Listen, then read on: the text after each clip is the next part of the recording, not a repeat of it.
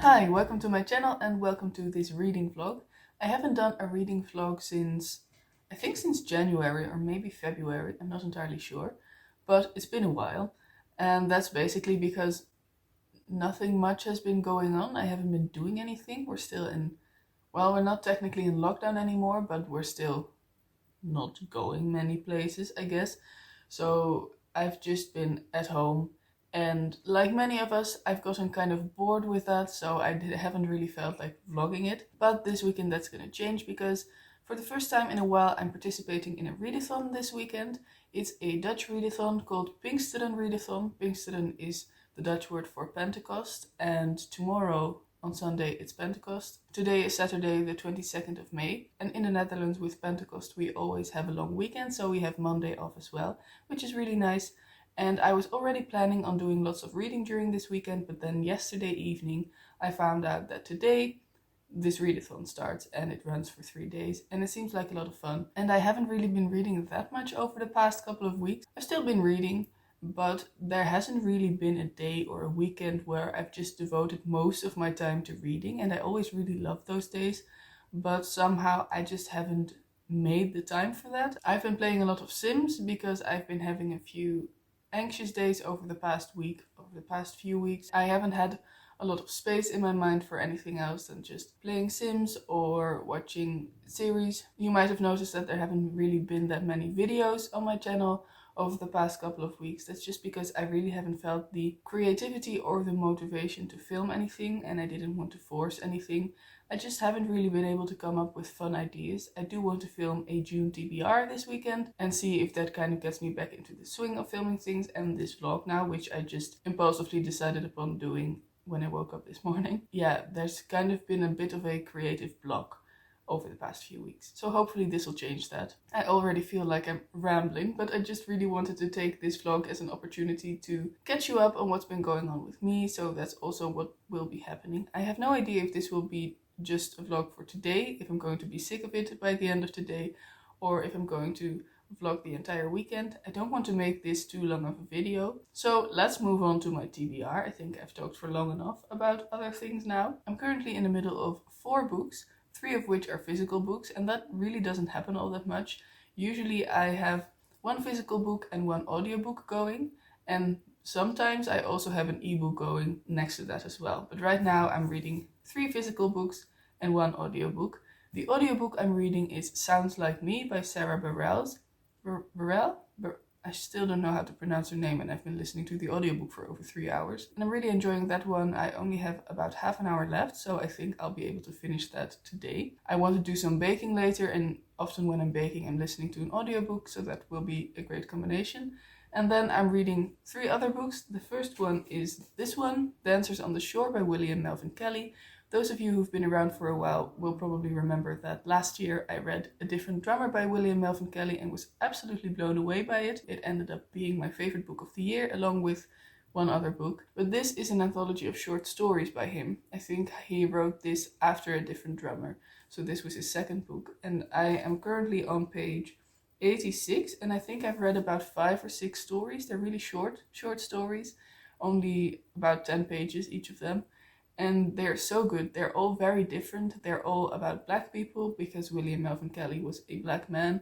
He wrote in the 50s and 60s, or at least his first book came out in the 50s, and this one came out in 64. And he wrote about the Black experience. He was very political in his writing. And these stories are all kind of everyday stories, and really enjoying them. He's a very, very good writer. His writing style is beyond anything I've ever seen. He seems to write so effortlessly. And one thing that I love about these stories is that they leave room for interpretation. These characters go through things, they think certain things, but there's room for the reader to interpret what they're doing or what they're saying for themselves, and the reader can infuse their own meaning within the story. It's not just all clear cut. They're easy stories to read, but there are many different layers to them, I think. So that's the first book that I'm reading, and I've got about 180 pages more to go. I'm not sure if I'm going to be able to finish that this weekend, but that's not really the goal for this readathon for me. I just want to read as much as I can, or as much as I want.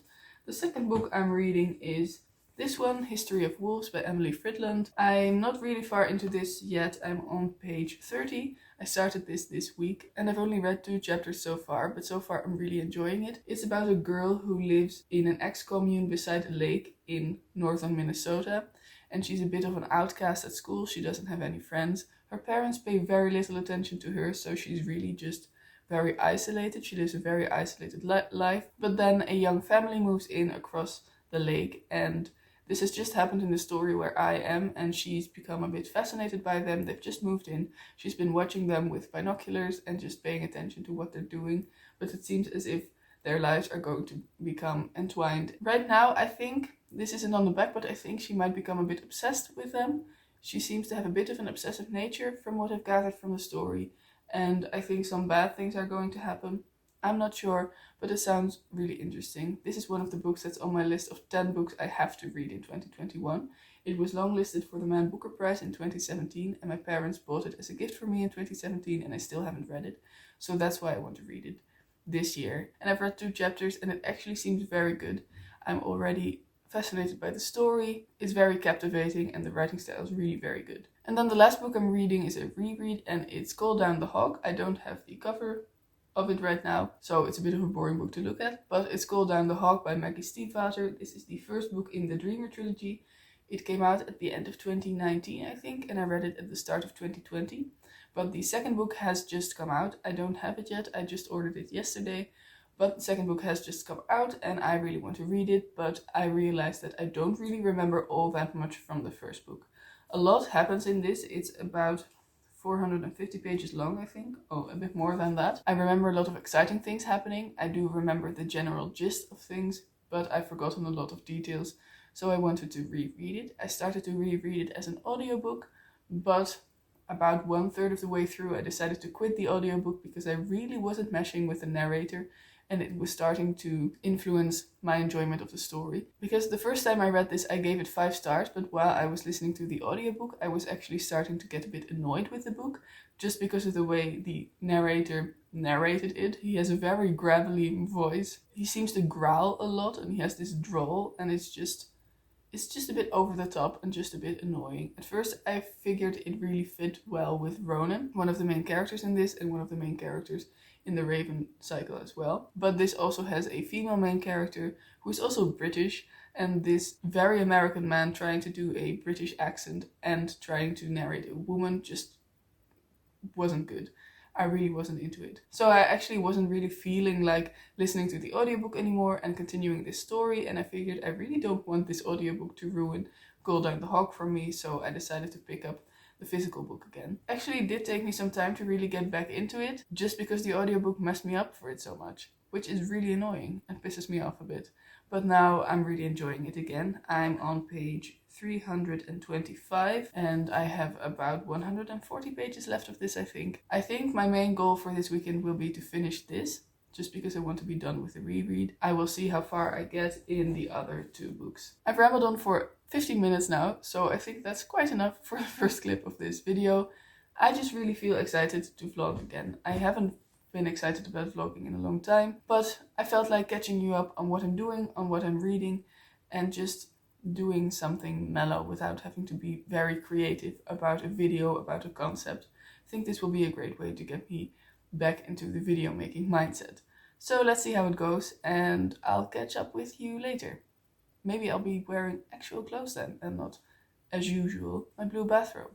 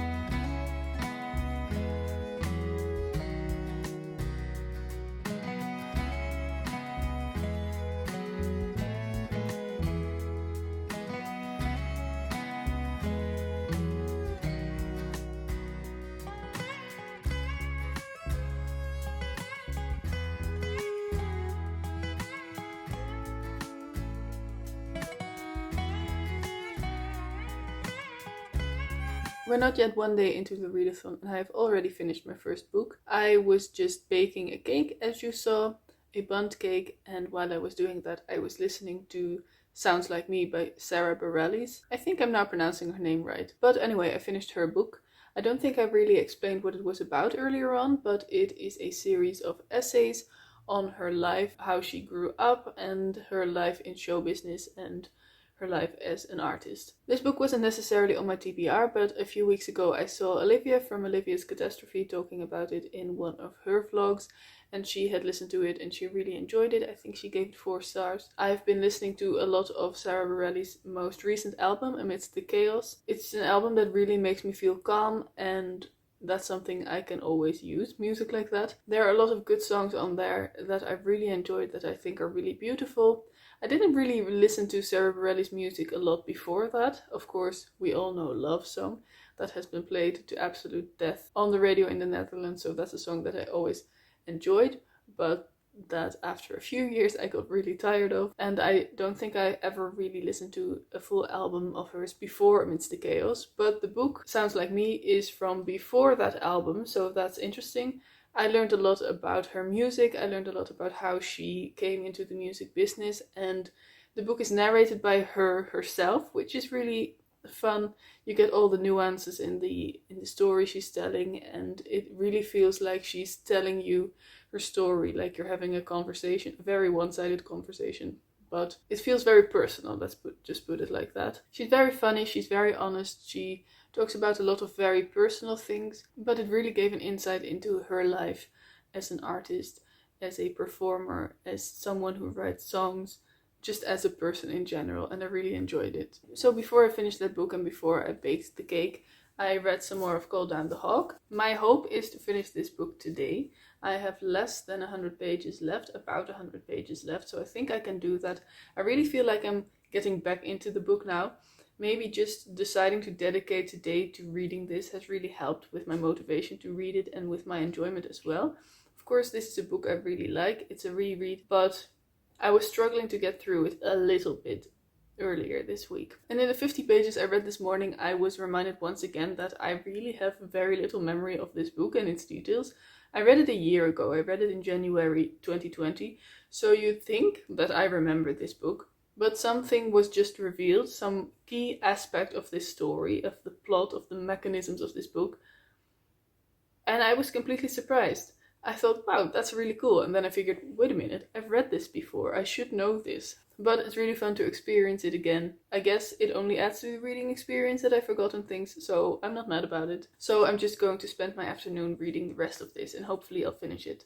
I won't be getting much reading done this evening because tonight is the grand final of the Eurovision Song Contest, which is hosted by the Netherlands. Why can't I say the name of my own country?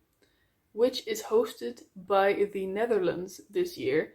So that's a lot of fun. But anyway, enough rambling. I'm going back to Call Down the Hawk.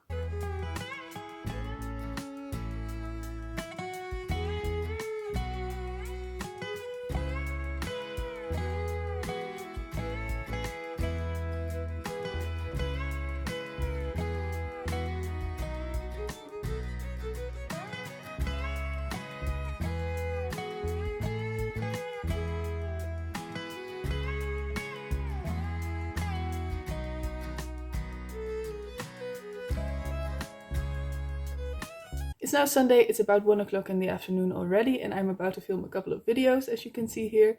I'm filming my June TBR video, and I'm also planning on filming a tag video that I was tagged in over a month ago, I think, by Olivia from Olivia's Catastrophe. I don't think I've ever filmed 2 videos in a row, or maybe once, so we're gonna see how it goes. I usually feel pretty wiped out after one video, but I'm going to try, because somehow I've found my motivation to film videos again. Maybe vlogging yesterday really helped. I don't really know.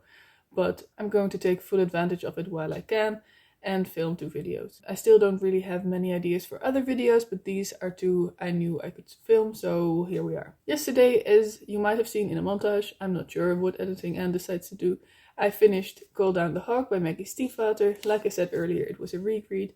I really enjoyed it. I ended up giving it 4 stars this time instead of 5 stars because of the audiobook debacle that I talked about earlier and just me not really being into it that much, or at least as much as the first time. The first time I absolutely adored it, and this time I saw some things I was a little critical of. It is a bit messy at times, and that's because there are so many different things that need to be set up for the rest of the trilogy, I imagine, because I haven't read the rest yet. But quite a few things are happening at once with quite a few different characters, and at times that can get a bit messy, I think. I also don't love all of the characters equally.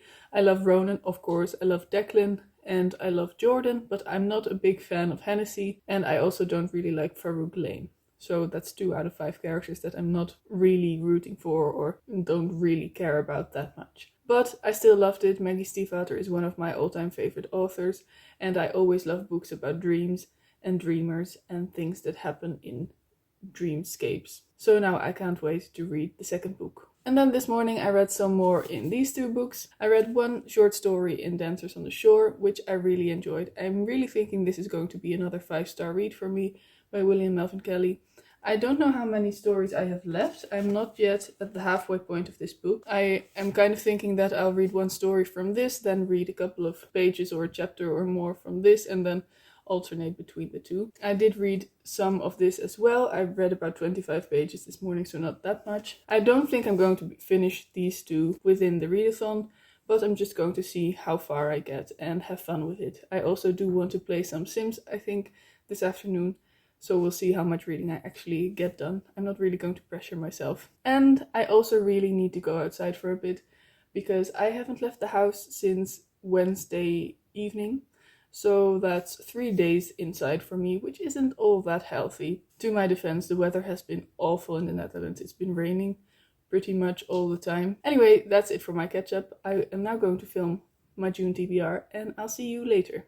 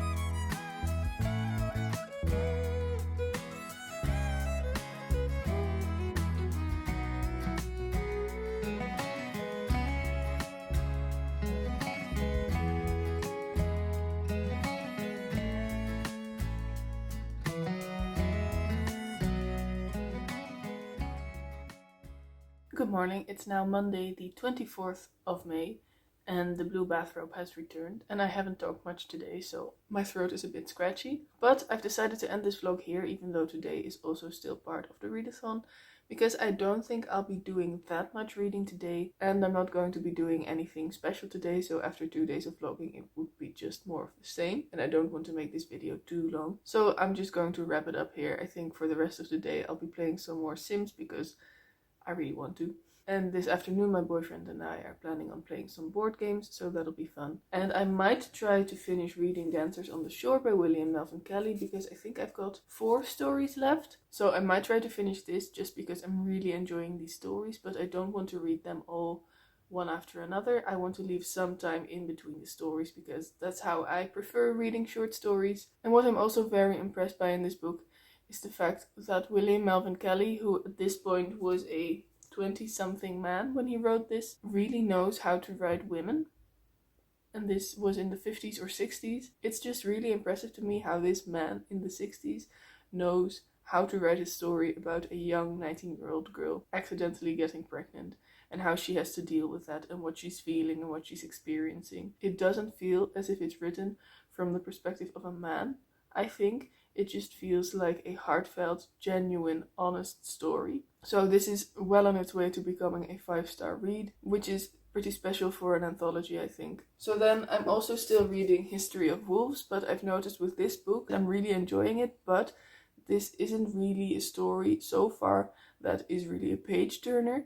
I'm enjoying the story, but I'm enjoying reading it a bit more slowly. The story is very atmospheric. It's set by a couple of lakes in Minnesota, and the nature descriptions are very beautiful. I love how the forest is described, how the lakes are described, how winter and snow and everything around that is described.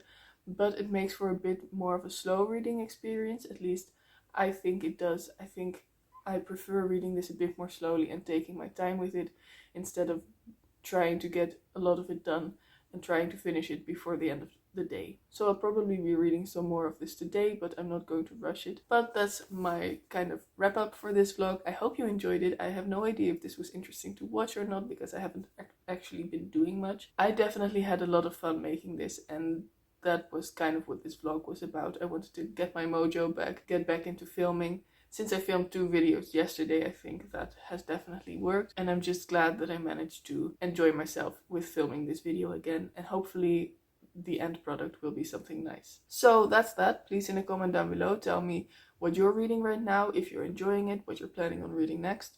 I love to chat in the comments, so tell me whatever you want. Please like this video if you liked it, and subscribe to my channel if you want to see more of me in the future, and have a wonderful day. Bye!